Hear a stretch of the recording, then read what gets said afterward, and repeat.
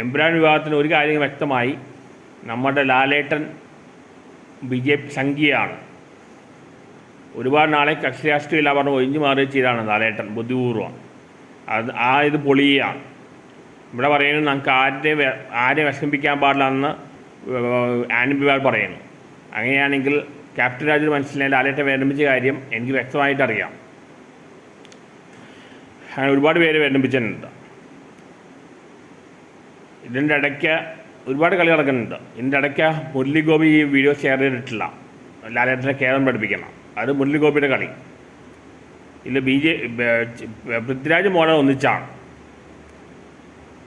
മല്ലിക സുകുമാരൻ അത്ര വലിയ സത്യം പറയുന്ന ആളൊന്നല്ല, ഒരുപാട് കള്ളം പറയുന്ന ആൾ തന്നെയാണ്. പിന്നെ എർത്തുകളിൽ വരുന്നതാണ് മേജർ രവി, അത് തെളിഞ്ഞു. അതുകൊണ്ടാണ് ലാലേട്ടൻ പൊളിഞ്ഞിട്ടും പല പടങ്ങൾ മേജർ രവിക്ക് കൊടുക്കണം. പിന്നെ ആനന്ദ് ബിവാൽ ഒരു കാര്യം തുറന്ന് പറഞ്ഞില്ല, ലാലേട്ടൻ പ്രിവ്യൂ കണ്ടോ ഇല്ലയോ.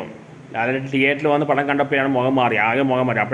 അപ്പോഴാണ് പുള്ളി ക്ലിയർ ആയത്. പുള്ളി ആകെ മൂഡൗട്ടും ദേശത്തിലാണ് ഇറങ്ങിപ്പോയത്. മോഹൻലാലിൻ്റെ ലെഫ്റ്റ് ഹാൻഡ് സ്ഥാനം പോലും പോകുന്നതാണ് കേന്ദ്ര ഗവൺമെൻറ്റിന് വന്നത്.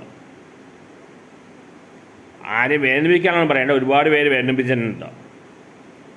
പക്ഷേ ഇത് രാഷ്ട്രീയപരമായ ഒരു നീക്കമാണ്. ഇത് മുതലെടുത്താണ് നമ്മളുടെ മുഖ്യമന്ത്രി പോയി എമ്പുരാൻ കണ്ടിട്ട് ജസ്റ്റിഫൈ ചെയ്ത. മുരളി ഗോപി കമ്മ്യൂണിസ്റ്റാണ് ഇതിൽ വ്യക്തമായിട്ട് പറയാം. മുരളി ഗോപി കേരളം പഠിപ്പിച്ച പൃഥ്വിരാജ് ഷെയർ ചെയ്തു, പക്ഷെ മുരളി ഗോപി ഷെയർ ചെയ്തില്ല. നല്ല പണിയാണ് മുരളി ഗോപി ലാലേട്ടന് കൊടുത്തത്. ഇനി ലാലേട്ടൻ മുരളി ഗോപി അടുപ്പിക്കുമെന്ന് തോന്നുന്നില്ല.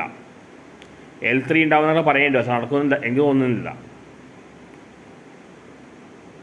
ഇനി എന്തായാലും പഴയ ലാലേട്ടനെ കാണാം. തുടർന്ന് മുകളിൽ ലാലേട്ടനെ കൂടുതൽ ആൾക്കാർ ആരും ചതിക്കുകയാണ് ലാലേട്ടന് ഇപ്പോൾ മനസ്സിലായി.